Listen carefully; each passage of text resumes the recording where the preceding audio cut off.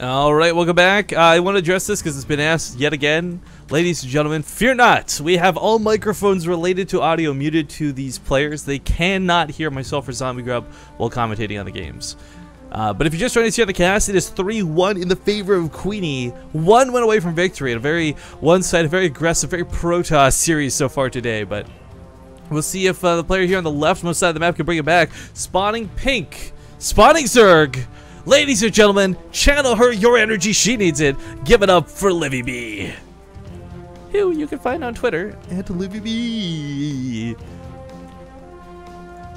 In the top rightish position, as the blue Protoss, it is mine, Sanity's QueenE. Who you can find on Twitter at MYIQueenE. Once again, highly recommend following both of these lovely ladies. But here's the thing about this matchup that's so interesting. A lot of people came into this. We saw it on the Team Liquid thread. We saw it through like a Ligulac stats. We saw it through, I think, just general consensus. People thought QueenE was going to get stomped today. That Livibee had this in the pocket, no problem. And QueenE showing that's like, you know what? Screw you, statistics. In the face of adversity, she comes out swinging. And 3-1's a good lead, but it's hardly over yet. This was Livibee's map pick. It is the North American server once again, as we've been server hopping back and forth. And, well, pool first is a good start to the game. Oh. Well, this isn't actually aggression, though. So. No, but I mean, it's not the 3 hatch before pool is what I'm happy about. I know. But I mean, we're hoping for aggression, right? And that could still certainly happen, but it's just, you know, this is just safe. Maybe this is the time that QueenE goes for Cannon Rush. Yeah. That would be actually... that would be hilarious if that's like the build she saved. Like the one of all builds to save in your back pocket, you're like, alright, cannons. But I don't know, the thing that's so scary about what QueenE's been doing as well, I mean, we keep joking about this whole Protoss thing, and for those who missed the interview at the start of the series, she said before, you know, Livibee, I hope you're ready to feel the power of Protoss. And she's really been going heavy with the all-ins. Protoss, I think, without an argument, does have some of the strongest all-in potential in the game. But we did see on King Sejong, Livibee show us that if you can hold off that all-in, that's all it takes to really swing the momentum back in your favor. Now that's a lot easier said than done. You need combination, unit composition, scouting information, preparedness. I mean, it's not easy dealing with a 4-gate as a Zerg player, but it is doable, and we've seen it already once today. So I'm hoping that if it is going to be the case where Livibee is going to have to deal with that aggression, I mean, even back on that last map on Merry-Go-Round, we saw a little bit of a strange engagement out of QueenE, never really taking that hatchery down. But the same for Livibee, never really focusing the Immortals. I think one thing that's really nice though is after a match like this, where there is some stakes in the line. I mean, for those who don't know, it's $200 for first place, $100 for second. So, I mean, they're both getting paid, but one gets paid more. But they're both playing their best. This isn't some slacking like, alright, it's a ladder game, you brush it off because you lost and move on. I was totally paying attention and not trolling the chat with hoy hoy hoys. No, I know you were. I saw it. That's why I kept talking for so long. For those who are always like, Riff can always talk, so never let Zombie Grub talk. This is why, right here. Oh, yeah, okay. Yeah. Sure. Oh, yeah, I haven't looked all day. What is this on Livibee's thing? Sydney. Oh, yeah, she wanted us to shout it out. SCS, Sydney Collegiate StarCraft. Alright, cool. I guess, okay, yeah, I guess for those who don't know, Livibee is Australian, so if you're not already in love with her just from seeing her, wait till you hear her voice. Oh my god. That accent. Didn't they already hear her voice from the beginning? Yeah, but maybe they just tuned in. I don't know. Okay, well, wait until, tune in continuously until you hear her voice. Whatever, my point was, I love Australian accents. Bottom line, guy, girl, doesn't matter. That accent. Oh, wow, that's a really early Rocheborn. But, when I was teaching my English, my Hungarian student, she was like, I asked her, like, if her host family was Southern, and then I had to, like, try and, like, replicate a Southern accent. Y'all. I did it so bad. I got the y'all right, but then I kept on trying to talk, and it came out like New York. But then I started talking about like the Australian accent, and I did like, I was telling her like, you know, it's the best way to like make a Australian person angry is to make it like English. Throw a shrimp on the barbie. Just say that phrase over and over and over. You'll piss off any Australian quickly. I've learned this firsthand. Yes, well, I did the Boston accent correctly. Well, you're like pretty close to Boston. I'd be sad if you couldn't. But this is kind of a big deal. Livibee does scout this coming out soon. Oh my. Oh, right. Sorry, I'm thinking New York. Anyways, Zella is going to go down. The Warp is going to start, but this is going to be really unfortunate. She can't deal with this in time. Disengaging with the link speed does kick in, and Roaches are on the way. But this is the same predicament as last game, where Well, I guess this time there's no immortals, but she did lose that third last game to Gateway Aggression. She may lose it again. I like the priority on the pylons to cut out reinforcements, stop additional warp-ins. Oh, but killing this is not going to be easy. This base, I think, is just going to go down. Yeah, for sure. And apparently some of the lanes are going to go down as well. They are going to take down both. No! Okay, there, she does get it. Why? But she had to lose so many more lings because of it. And now this Queen. The go down. This is just QueenE. Look at this pylon. Oh, QueenE. You know, I know it's a lady Showmatch, but you're being kind of a dick right now. Just saying, like, that pylon is going to be so good for reinforcements. There's no surface here to get on top of it. As we see additional zealots warping in, there might not be any more time warps, but the third base is falling. The roaches are bleeding out because they don't have speed. Trying to kite off and creep, not a fun time. Okay, so this is looking pretty identical to the last game. She still lost the third despite getting a lot of roaches. She will be able to clean up the zealots, but now comes the Immortal Sentry all in. Livibee might have actually been able to deal with it should she had, you know, maybe the micro was whittled off. Hopefully she learned. This is exactly what I said last time. QueenE's probably going to do it again because that's in the back pocket. It might be a free win always. Livibee has got to adapt by the third game because this is the last hope. You know what I love? What would be crazy is if Livibee took like a ninja base versus QueenE on Catalina of all maps too. It wouldn't be too bad of a choice. But taking a third north instead of south, not a horrible idea. Goes for a bit of a counterattack potential, but there's a sentry in the wall. And, quite frankly, this isn't going to get a lot done. No, well, it's going to force out a... Yeah. Oh, she actually gets on top of the sentry. BM force field. Second one necessary. There we go. Yeah. 5 more warped in. She's got to know what's coming, you know? It's standard stuff. Like, we always joke about it. You know, it was a Mortal Sentry all in. What a surprise follow-up. Like, whoever saw that coming. But the reality is it should be expected. Now, just because you know it's coming doesn't mean you're able to deal with it. There's no layer tech. So no Hydras will be out. She could try going like super old school and throw down a ton of spine cars, but that's hardly efficient. But it is her last life she's on right now. If she loses this game, it's a 4-1 series, and sadly she's going to go down. So even if it's inefficient, sometimes desperation will keep you in the game, I guess. But Sentry's going to pop off. Oh no, not quite the Overlord. She did see this many sentries, though. Once again, like, you don't go this many sentries unless you expect, like, the Immortal Sentry. Oh, and there's the confirmation, but Livibee doesn't have enough drones. This is, Oh, wow, 34. Wow. Ooh. Yeah. If we don't see at least 5 spine cars right now, I think this is going to be game. I think so as well. She might have, like, a surprisingly powerful first push, and QueenE may have to back off for, like, a minute. But then she's going to fizzle out.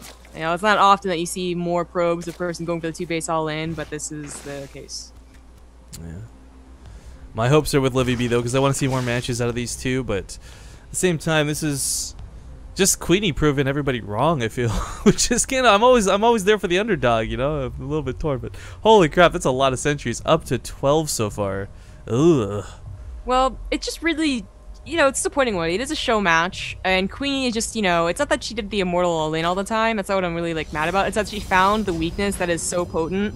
Yeah, I don't blame her for exploiting it. I mean, you find your opponent's Achilles heel, game number 1. Of course you keep doing that over and over and over. Of course you do. Yeah. It's just, you know, I wish Livibee was able to adapt to it and be like, oh, that's actually not my weakness. That was just one game, but apparently it really is.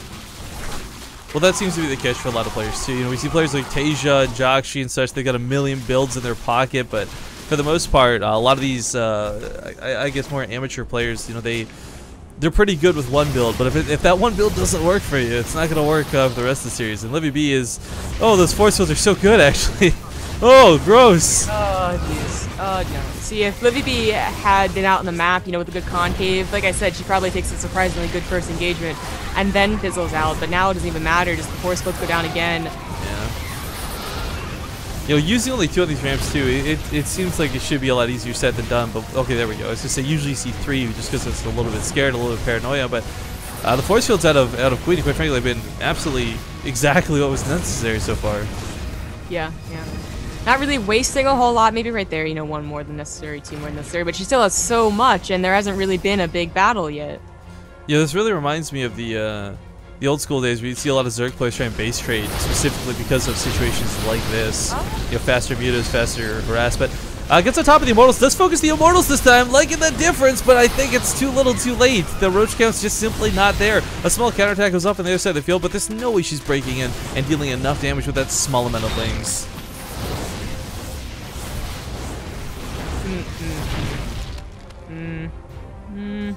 Yeah, I can't think of a way that she's gonna win this.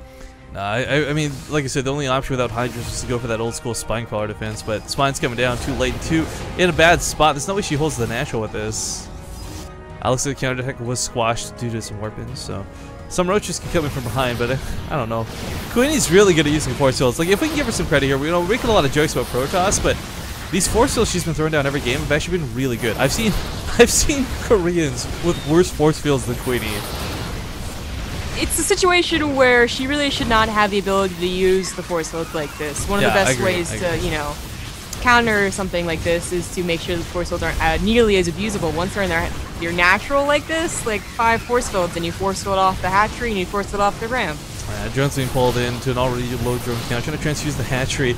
I mean, Libibee's doing all the coolest things she can to stay in this game, but it's just not enough is the problem. So, QueenE about to lock down a 4-1 as soon as this hatchery falls. No real damage left behind this, but the sentry's out of force, so it doesn't really matter though, because QueenE is going to find no units to oppose her. It is the last wave. We see Livibee pulling the drones. Down to 20 suppliers is 98 of QueenE, but this is the last. This is end. This is the end. Well, for those Livibee fans out there, look at that. So graceful in us. GG, well played. QueenE's so happy she won. She kind of looks like she's the one who lost. We got Livibee smiling on the camera, and QueenE's like covering her face. Oh. But okay, guys, so we are going to be swapping to Red Bull. We're going to do a quick interview here with QueenE and Livibee, one last fast talk, and then we'll swap into Red Bull community casting stuff. So let me get these ladies here on the call. Hello! Don't forget to Hi! Hello! A little bit, I think you guys went against the grain, so to speak, there. We had a lot of people calling Livibee taking that series so easy peasy. You know, the Team Liquid thread through Ligulac stats. But QueenE, I gotta say, well played today. You really embraced the power of Protoss. Yeah. Well, a girl's gotta do what a girl's gotta do, right? If the answer is immortal all in, then you immortal all in. Well, I've got a couple of questions about that, but I gotta ask Livibee something before we get into this. Livibee, kind of sucks you went down, but you just got $100 for losing. How bad does that feel? You know. So good. Well, I hope this doesn't deter you from doing more events, more Showmatch in the future. We've been plugging your gals' Twitters all day, but you know, we'll do a quick little winners thing here with QueenE. But Livibee, before we lose you today, where can these people find you? You stream all the time. Give them your Twitch, give them your Twitter, give them all the deets. My Twitch, all the deets. My Twitch is the B-Duck, and my Twitter is Livibee with 4 A's. That'll be awesome, and link those things for you. But QueenE, okay, so $200, gotta feel pretty good. Yeah. You know, for someone who I believe you just mentioned you went full-time with streaming. I know money's hard for people who go full-time with streaming. That's got to help out a little bit. It will, definitely. I think... Damn, I'm still shaking. Well, it was interesting, too. The cams at the end of that match, we got Livibee smiling, and you, like, covering your hands with faces. If you didn't know what was going on, you'd think you lost the series. What was the... I mean, like, how are you feeling right now, I guess? I'm shaking. This is, I guess, like my first real victory, and especially with my track record against Metalisk, I think a lot of people just underestimated me a lot, especially judging from, you know, the foreign threads and everything. So it felt just really, really good to get to prove my worth again a little bit. So I just overjoyed. I couldn't believe it. Well, that's some cool stuff. I guess, do you have any, I guess, final words for Livibee, final words for your fans? First, Livibee, I can't wait for you to come to Stockholm. Oh my god, this was a pure joy to be able to play you, just because I love playing against you, and they were really good matches. And thank you, Bay Street, for hosting it, and thank you for all the fans who tuned in and cheered for us. It's been really cool. Maybe in the future we'll have to do the rematch when she's on even footing, even servers, and she can reach over and punch you for all in here. Yeah, I can treat you to the best Japanese ramen in Stockholm when she gets here. Yes. I guess in a way we're both winners then. Well, we do have to start transitioning over to try and cast some Red Bull stuff if we can get our hands on that. So if you could, QueenE, where can these lovely people find out more about you, find your stream and all these other things? You can find my my Twitter, of course, at MYIQueenE. You can find my stream at twitch.tv/QueenE. If you want to see more of my play, just hang out and be cool, you can do that. And also, of course, you should definitely give a follow to My Insanities and just give some love to their sponsors, Logitech, Bison, and Esports Clothing. Awesome. All right. Well, Livibee, QueenE, thank you guys both for joining us in the show match. I do hope to see more of you in the future. Of course, I watch your streams all the time, so whatever. But I mean, as far as like tournament stuff goes, so have a great day, both of you. And once again, congratulations to QueenE, but also Livibee. You can both walk away a little bit richer today. Take care, everybody. Thanks for hosting it, Base Trade. Thank you. Bye, everybody. All right. God, good. Thank God we got rid of those birds quickly. Jeez, gosh. Of course, now we're gonna be transitioning here into what is hopefully some Red Bull stuff, guys. I gotta get the brackets up. We gotta transition over, find out what's going on. Thanks for those of you who joined us on the show match. I hope you had a good time. I hope you really enjoyed what you saw.